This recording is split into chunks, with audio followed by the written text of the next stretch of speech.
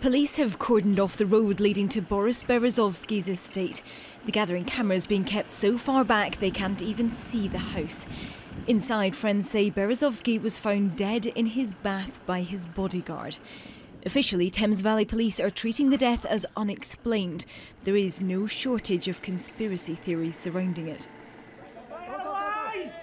Boris Berezovsky was a man who made billions of dollars in Russia and with it many powerful enemies.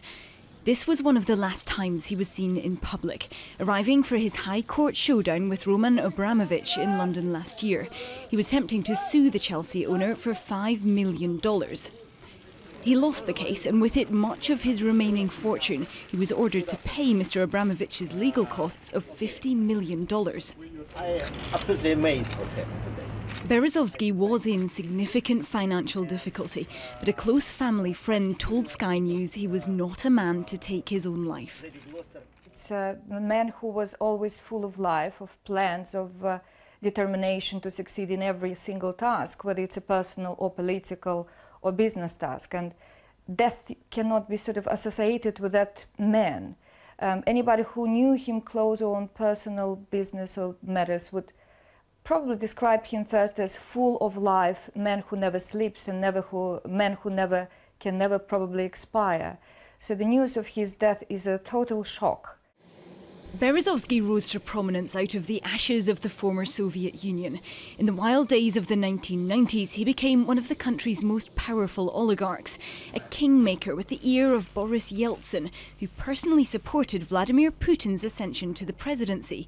But the two men fell out spectacularly, and Berezovsky fled Russia for Britain in 2000. He liked to brag a lot about his influence on the president, and that upset Mr. Yeltsin a lot. I know this because I was an advisor to President Yeltsin, and I remember there was a bit of confusion when he said things that the Kremlin didn't like. And this game with politics eventually ended in his disaster, because he fell out with Putin, claiming that he was the one who moved Putin and suggested Putin to become president. Putin didn't like that very much, and eventually he was forced into self-exile because he was afraid he'd be prosecuted and even killed.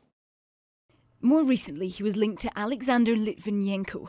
The former KGB spy died in a London hospital in 2006 after being poisoned with radioactive polonium.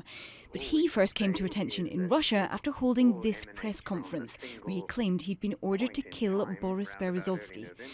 Mr. Berezovsky survived numerous assassination attempts, including a bomb that decapitated his driver. He made no secret of the fact that he lived in fear for his life. Certainly, there will be suspicion not only